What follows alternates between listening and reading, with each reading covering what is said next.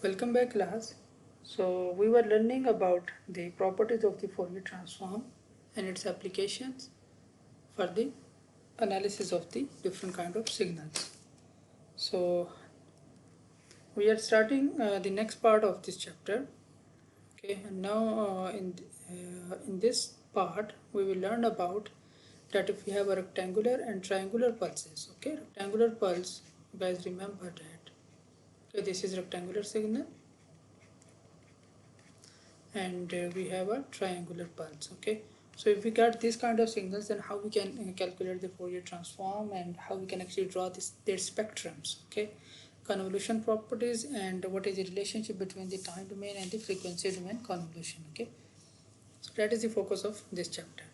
So we know very well that a rectangular signal, okay, it can be represented like this. Okay, sometimes we use this notation, or also we can write like this: rectangular t over tau.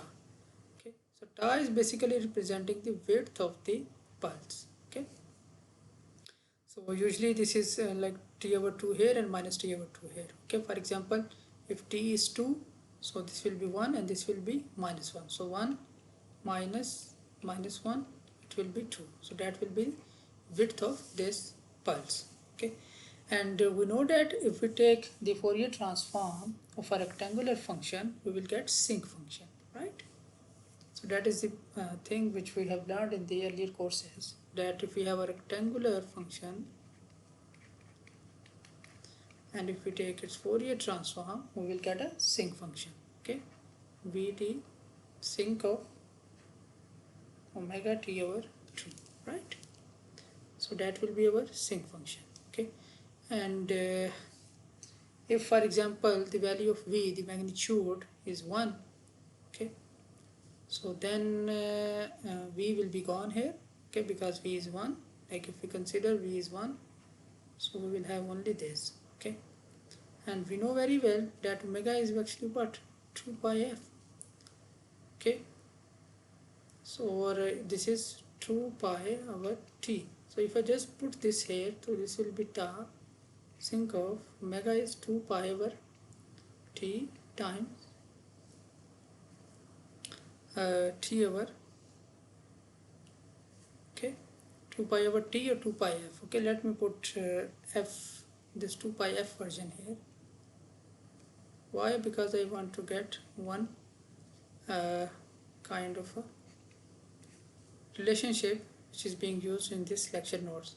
So this 2 will be cancelled, so we will get tau sinc of pi ft. Okay, so this is the sinc function in f frequency domain, with the linear frequency, and this is the sinc function with the radian frequency or the angular frequency. Okay, and so basically sinc is basically also represented using saw, or we write this as sinc of x. So sinc of x is sine of x divided by x, and the if we draw the sinc, it will look like this one.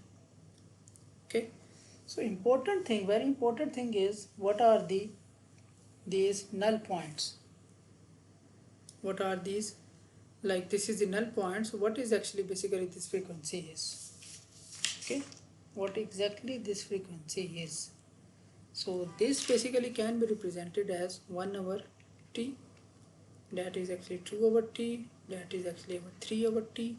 So for example, if the pulse width is t, so this first null will occur as 1 over t, second null 2 over t, similarly minus 1 over t, minus 2 over t, like that. Okay, so depending on the whatever pulse width we get here. Another way is like as I just said earlier, that sinc of pi ft, so that will be basically sine of pi ft divided by pi ft. So you want to get null point, right? You want to get null point. It means we are looking for, so this is frequency domain. Okay, remember this is frequency domain. We are looking for the value of the frequency such that this whole term, okay, this magnitude becomes equal to 0. Okay, so this will become 0 if sine of this thing, okay, if sine of pi ft become 0.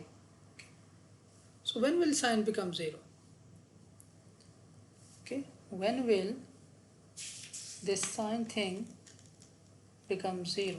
Okay, this sine thing will become 0 when we have basically pi here. Okay, sine of pi is 0, sine of 2 pi is 0, sine of 3 pi is 0. So basically when pi ft is equal to pi, okay, or n times of pi, okay, multiple of pi, like 1 pi, 2 pi, 3 pi. Okay, so this will be cancelled. Okay, so basically this frequency domain, this is the first frequency point. Okay, so f will be 1 over t. Okay, so f1, f2, 2 over t, f3, 3 over t. Okay, so from this relationship basically we are getting this thing.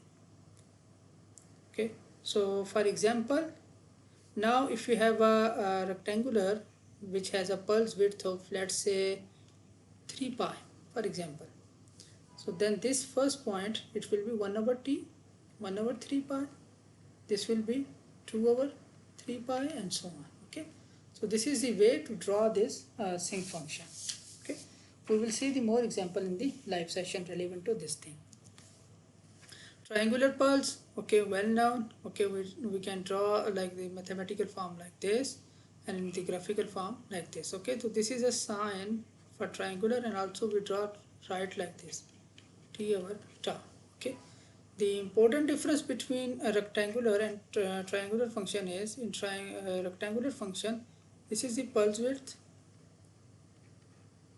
okay, and this is plus t over 2 minus t over 2. In triangular, this is t and this is minus t.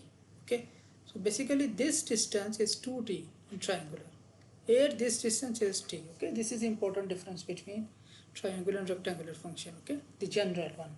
Okay, now if you want to get the Fourier transform of this triangular function, okay, so basically we can use the duality property, and also we can use the convolution property for that purpose.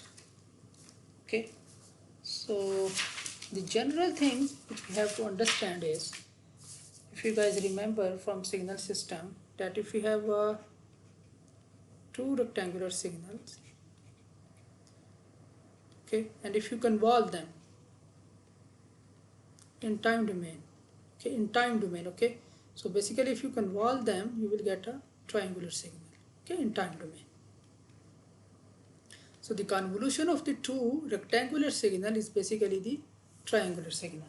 Okay, now be with me everybody. What is the Fourier transform of rectangular signal? A sinc, right? Sinc of pi ft, for example, and this, if we take the Fourier transform of this one, that will also be sinc of pi ft. So if two signals are convolving in time domain, in frequency domain they will be multiplying, convolution property, right? If two signals are convolving in time domain, in frequency domain they will be multiplying. Okay, so basically it will become sinc square pi ft. So that is basically the Fourier transform of the triangular signal. Okay, so this is the quick way to get the Fourier transform of the triangular signal. That why the Fourier transform of the triangular signal is sinc square, because triangular is the convolution of the two rectangular signals. Okay, this is the one way. There are other ways by which we can also get the triangular signal spectrum. Okay, so we will see that, but this is the quick way. Now we have learned this thing. Now if you want to calculate, okay, we have learned this thing, one thing, that if in time domain we have a rectangular signal, in frequency domain we will get the sinc function, right? If we take its Fourier transform, we will get the sinc function. So basically this is also called Fourier transform pair, right? If we have rectangular signal, and if I am taking its Fourier transform, I am getting a sinc function. Okay, this is Fourier transform pair. That this signal Fourier transform is this one. Okay, or inverse Fourier transform of this one is this one. Now the question is, if in time domain I have a sinc signal, in time domain if I have a sinc signal, and if I want to take its Fourier transform, then what will it look like? So basically if you get a sinc signal in time domain and if you take its Fourier transform, you will get a rectangular signal in frequency domain. Okay, you will get a rectangular signal in frequency domain. Okay, for example, if the magnitude of this function is 2 omega, okay, for example 2 omega, and this is my sinc function with 2 pi omega t, then the equivalent rectangular function, it will have a width of omega minus omega, which is basically 2 omega, and its magnitude will be 1. So this thing, okay, how we can get the Fourier transform of a sinc function as rectangular function, this is possible because of the duality property. Okay, so I will explain about this duality property in the live session. That what exactly is this is duality properties. You guys must have learned about this thing in signal system, but we will review this, okay, in the live session. But this is the basic one. Okay, if you get a sinc function in time domain, in frequency domain, you will get a rectangular signal.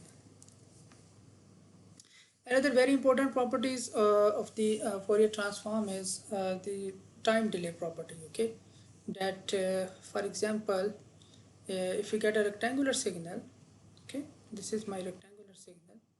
Okay, this is t over 2, this is minus t over 2, and I just know that if its magnitude is 1, its Fourier transform will be tau sinc of pi ft, right?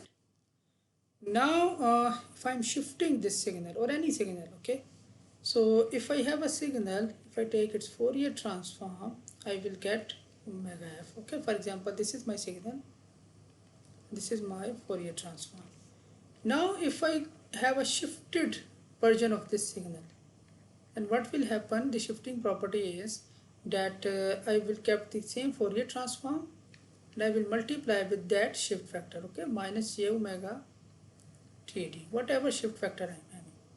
Okay, so for example, if I shift this by t over 2, so I will get this signal. Okay, so this is the shifted by t over 2. And now if you want to get the Fourier transform of this signal, so that will be the same Fourier transform multiply with e to power minus j omega shift factor t over 2. Okay, so that will be the Fourier transform of this signal. So this is the basic time delay property, that if we are getting a time delayed signal, so then just multiply with exponential power of that shift in frequency domain. Triangular pulse, as I explained, okay, so basically there are different ways to calculate the Fourier transform. The one way, the quick way, I just told you the convolution theorem. The other way is like if you take the first derivative of this one, okay, so basically we will get this pulse train, okay, because this is t, okay, and if we take the derivative of a t, it will become like the slope of this line is t, so you will get a constant, and here you are getting constant minus slope, so here you get minus 1, okay, and if you take the another derivative of this one, we will get the impulses. Okay, so this triangular signal can be represented like this one. Okay, so in the second derivative, so if you apply the derivative property and we do the simplification, finally we will get this answer, same answer. Okay, that if we have a triangular signal, its Fourier transform is sinc square.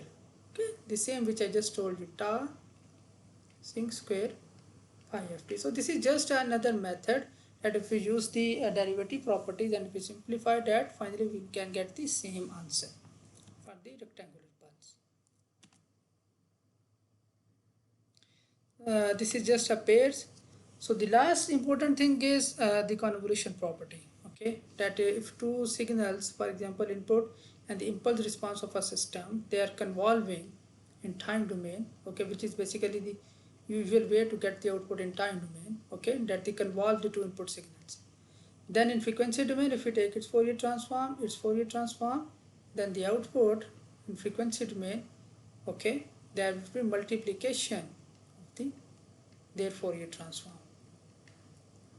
Okay, the output in frequency domain will be multiplication of their individual Fourier transform. Okay, or if you want to write h of f, that will be y of f over x of f. So what we call this y of f over x of f?